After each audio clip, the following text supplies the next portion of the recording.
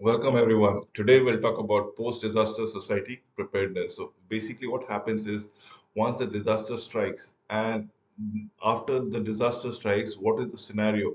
How do we spring back to normalcy is what we will talk about it. So, but this needs to be prepared pre-disasters before the event has occurred. What kind of preparedness is required? And that is what we'll be talk in today's videos perhaps. So agenda is very simple. We need to understand what is the disaster management cycle. We need to understand what is our awareness level, what should be our response, how do we recover, and how do we mitigate such calamities. So know what is your disaster management. First, the phases of it. So there is something called a pre-disaster, during disaster or the event, and post-disaster. So we need to go accordingly. So identify suitable disaster recovery measure. If you think that in a disaster it's a loss of property is more, we will have a different approach. If it's a loss of life is more, then we should have a different approach. So we need to identify suitable recovery measures. If we think there's a the disaster is pending to happen and probably it is mostly an economic led, probably we have to talk it on a different sense. So response versus recovery. So there is and usually an overlap of disaster between what is your response and a recovery work. Response is immediately with during the disaster has happened, immediately after the disaster has happened. That's the response part of it. And recovery is a bit of a long drawn process for you to ensure that life springs back to normalcy. Everything goes back to normal. Response is implemented during an immediate effect. That is what I stated. The event happened, and it can be a knee-jerk reaction also, but it is a reaction that helps you to mitigate or the immediate effect, as in what needs to be done on a first priority. You don't even have to think about it. If there's somebody who is injured, illness, you need to look after it. If there is some property that is in damage, or probably that can lead to further damages of things, we need to ascertain or align those things. So basic is to meet subsistence levels and save lives as on immediate and short-term basis. Whereas recovery would be the other way around of the long drawn process of restoring, improving lives, people lives, returning back to normalcy. So it is to be understood. Response is on a shorter duration and recovery is a longer duration perspective. So also it provides a window of an opportunity. Recovery is rebuilding, reconstruction, repair of the damages. And if it is your property that has gone into under the hammer, you need to rebuild it, you need to reconstruct it, and you can repair the damage. And can we do it in a better fashion than what was existing? Functions by which communities and individual repair, reconstruct, or regain what has been lost as a result of a disaster. Recovery measures should also reduce the risk in future. Did I say rebuild in a better fashion? Requires special skills, equipment, resources, and personnel.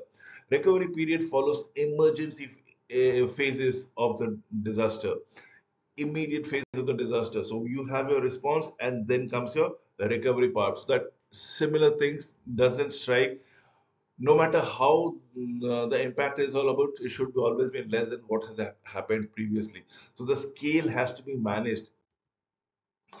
Often begins in the initial hours, probably days following the disaster event, and can continue for months or years depending on the severity of the event. That is what is to be understood. If there is an atom bomb, probably what you need to go around it. Let's say if there is a coal mining problem and people have been stuck because of whatever reasons in the minds. What do we do? It's an initial hours. You need to work upon it. It's the first 24 hours, 48 hours, which is very crucial to save life. Recovery functions has a much more longer last effect, usually at a higher run of cost money.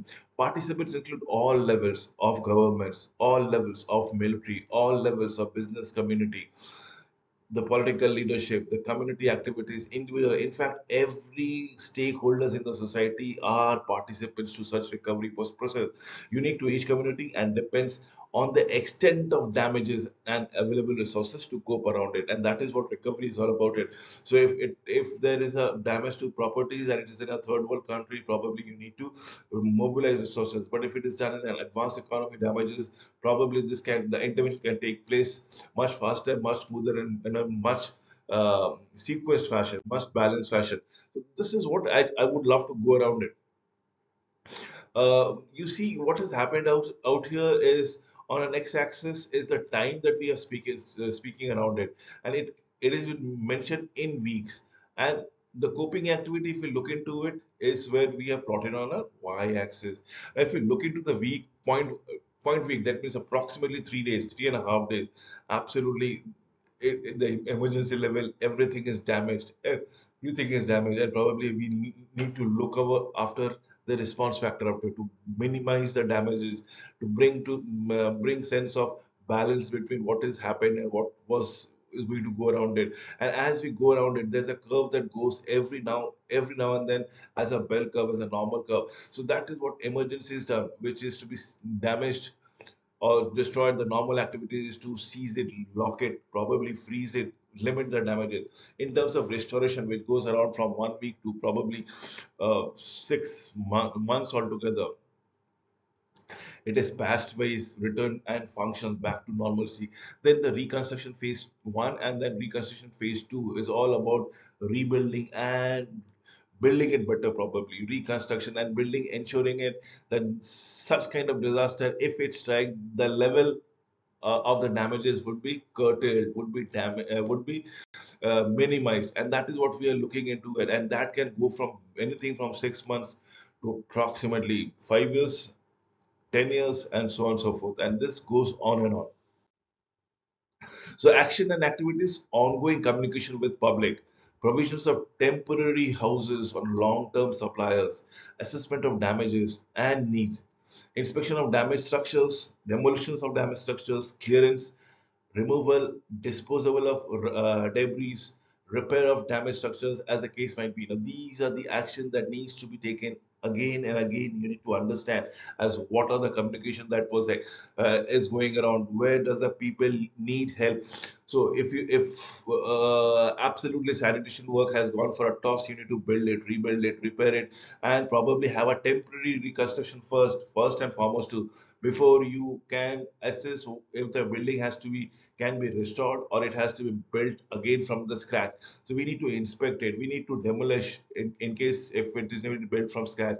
We need to clear the debris and probably repair the damaged structure. So action and activities are rehabilitations of structures, as in the building constructions are concerned. New construction, if needs to be taken, has to be undertaken. Social rehabilitation program, wherein you speak with the community, where you see how the community has impacted. Is the livelihood has been impacted?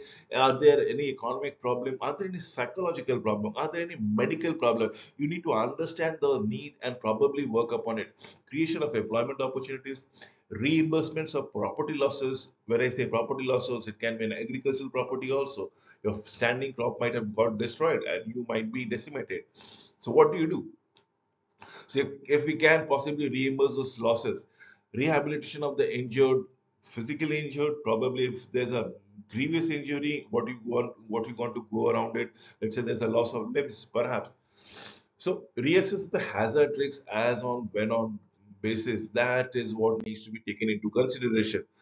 Pre-disaster recovery actions, hypothetical, focusing on broad goals, then on the specific actions and procedure, sometimes referred as PEPPER. What is PEPPER? Is pre-event planning and post-event recovery. PEPPER.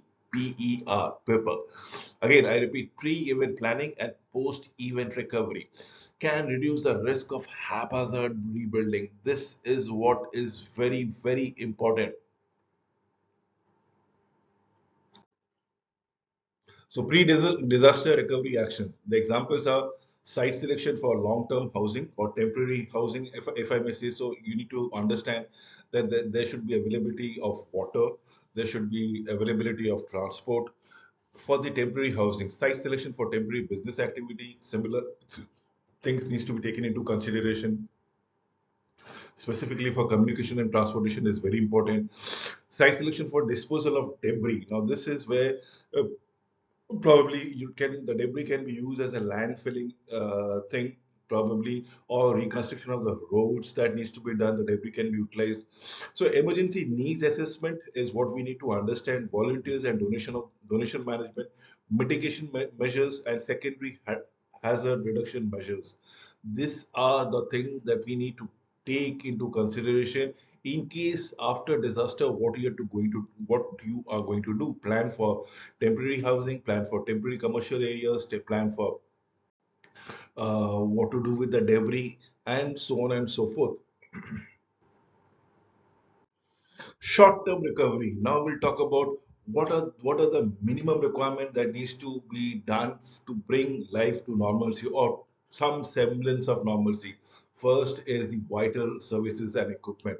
What is my vital services? If I say so, it is your communication, it is your electricity. So now this actually can be immediately an overlaps with the responses. Yes, if the electricity can be made not from a temporary connections to a permanent connection, probably that's an overlap that can need to go around it. What about internet connections or telecommunication connections? What needs to be done? This is both a part of a permanent solution and a temporary solution, as this thing might be.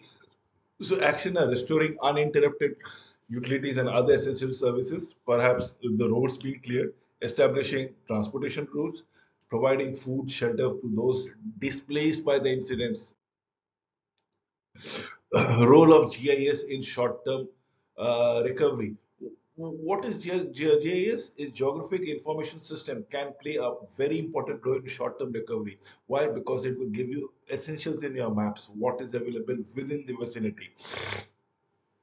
A damage assessment job becomes much more easier because this will let you know where the debris can be kept, where the temporary assignments or rehabilitation centers can be cooked up, where the medical facilities can be erected, and so on and so forth. So visual status maps can be viewed via a remote location, damaged facilities. The GIS, remember, types and amount of damages. The GIS will help you to understand the exact distance between one place to another place without even measuring physically. So number of shelters needed based on the damages, number of damages that has occurred, the number of people that has been displaced, where they should be located for a reasonable access, areas where services have to be restored or have been restored in order to quickly reallocate recovery work to other priority tasks. And that is what we are talking about in terms of visual maps then and there. Now, this was short-term recovery. Now, what would happen to the long-term recovery? That is where restore everything back to normalcy, probably in a better fashion. So, both personal lives of an individual and that of the community should be the concern, should be our focus. May involve the same action as of short term, but on a permanent basis. Permanent construction, permanent replacement of severely damaged physical structure, fully restoration of services. Every services I'm talking about, not only electricity, not only um medical, not only telecommunication, but also about road constructions, connectivities, rail construction. If there is a bridge that has been broken, the bridge construction. Now that is what we are talking about in full restoration of all services so that it revitalizes the economy, may continue for a number of years or probably months, depending upon the severity of damages. Example is complete redevelopment and complete ensuring that fact that all the community is back to their normal life. So role of geographical information system in a long-term recovery, how do you go around it? Long-term plan and progress can be displayed, probably even tracked utilizing GIS. So what was there and what is right now. So you can have a pre-event map, during event map, and post-event map. Now, these maps are nothing but pictorial representation of how things were, mapping how and where the funds were allocated to GIS. Post-disaster long-term recovery, if I say so, is what what will we do if similar scale of disaster strikes again? Now we need to limit the magnitude of the impact. We need to curtail the loss of property, or even for that matter, the loss of lives. So what needs to be done? How do we prepare for it? It provides the following benefits: identifies the most vulnerable areas of the communities, accelerate approval of federal funding for rebuilding in a post-disaster environment, anticipate, compensate for regulatory and environmental requirements for rebuilding, minimizing economic and social disruptions to the community, maximizing post-disaster funding in public and private sector. What is needed for good documentation? Now, good documentation is very important because it will tell me or give me footprints of what we were and where have we reached and how did we reach to that position. So take pictures of damages and repairs. Did I say about the GIS maps? They were nothing but, see, pre-disaster, during disaster, and post-disaster maps. Maps are nothing but pictorial representations, right, of the damages, of the repairs. Take notes of the damages, write, take notes, everything, clip, file newspapers report and stories if possible, get video footages, record every expenditure that you have been incurring out with receipt, with invoices. Make sure anyone acting on behalf of the jurisdiction does the same. So what are we looking into it on the recovery period? If we want to go around, the basic information needs to be collected through short term in terms of documentation, photographic press clippings and all. In long term, again documentation, but in terms of expenditures, and where have we met, given the most amount of time and effort apart from the money. Then organizing recovery in the short term basis with notification of state of emergencies, identification of the aid program, where in long term basis the organized recovery would submit application for loans, grants, technical assistance, subsidy and so on and so forth. Mobilizing resources for recovery on a short-term basis, restore utilities, your at least your electricity and the telecommunication, temporary housing, transportation, secure hazardous property, the properties as on when on basis. See, implementation of assistance program has to be done on a longer term basis, which is true for administrative recovery, regulatory recovery, and coordinating recoveries activities time and again. Post all the event, you need to evaluate what have you done on a short term, as in monitoring the recovery methods, but and on a long term would be recovery method and evaluating what else could have been done and how better can we prepare ourselves for the next unwarranted event. In this case, the disaster that I'm talking about it. So yes, we need to gather our basic information, organize the recovery, mobilize resources, administer the recovery, regulating the recovery, and coordinating the recovery process before monitoring and controlling or evaluating what we have done around it. Remember, disaster is an unfortunate event, but it can be turned as an opportunity for development initiative. So it has, every event has a two sides, as a coin has two sides. So you can look at the negative impact and get bogged down, or probably you can look at the positive impact and probably try to make, learn, and improve lives once and for all. So disaster as an opportunities for development initiative. With the disaster come disruptions and tragedy, but in the aftermath comes opportunity. With this, allow me to sign off from this video. Thank you for watching this video till the end.